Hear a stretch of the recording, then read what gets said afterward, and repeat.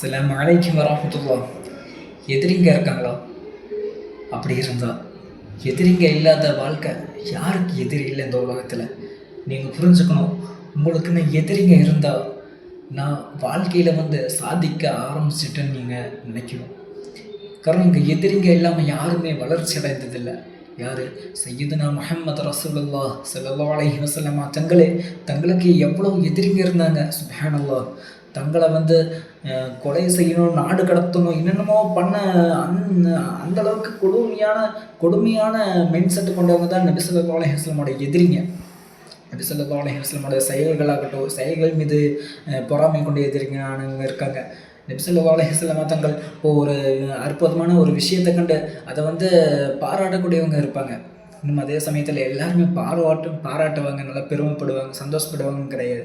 அதில் சில நபர்கள் பொறாமைப்படக்கூடிய நபர்களாக இருப்பாங்க. அப்போ நபி ஸல்லல்லாஹு அலைஹி வஸல்லம் தங்களுடைய அழகை பார்த்து மயங்கி அதில் நபி ஸல்லல்லாஹு அலைஹி வஸல்லம் தங்களை அப்படி நேசித்த நபர்களும் உண்டு.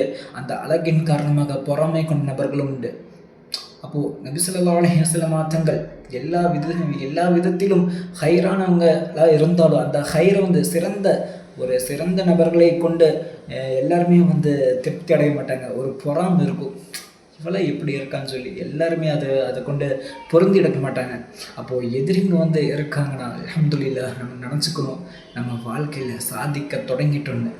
எதிரிங்க இல்லாமல் யாருமே இங்கே கடந்து போனதில்லை. கடந்து போனவங்க எல்லாருமே வெற்றியாளர்களாக வாழ்ந்து போயிருக்காங்க. அந்த வெற்றியான நபர்களுடைய வாழ்க்கையெல்லாம் நம்ம புரட்டி பார்த்தா அவங்களுடைய வாழ்க்கையில எதிரிகள் அதிகமாக இருந்திருக்கணும். அந்த எதிரிகளுடைய தொல்லைகளை அவங்க அதிகமாக சகிச்சிருக்கணும். அப்போ எல்லாத்தையுமே கடந்த அதை கடைசியில் வெற்றி என்பது ஈஸியாக கிடைக்கும். நம்ம யாருக்கும் எதிரியாகக்கூடாது, மற்றவங்களுக்கு நம்ம எதிரியாக இருக்கணும். அதுக்குன்னு நம்ம அவங்களுக்கு அகென்ஸ்டான விஷயங்கள் செய்யக்கூடாது. நம்ம கொஞ்சம் நல்லது செஞ்சாலே போதும். நல்ல விஷயங்கள் நமக்குன்னு நம்ம யாரையுமே பார்க்க வேண்டாம். நம்மளை பார்த்தாலே போதும் இங்கே நம்ம சாதிக்கிறதுக்கு. அப்போது நம்மளுடைய விஷயங்களை கவனித்து நம்ம செயல்பட்டாலே நமக்கு நிறைய எதிரிங்க கிடைப்பாங்க. அப்படி நிறைய எதிரிங்க இருக்குன்னு தெரிஞ்சாலே நம்ம நினச்சிக்கணும், நம்ம புரிஞ்சுக்கணும், நம்ம வாழ்க்கையில் முன்னேற ஆரம்பிச்சிட்டோம், சாதிக்க ஆரம்பிச்சிட்டோன்னு.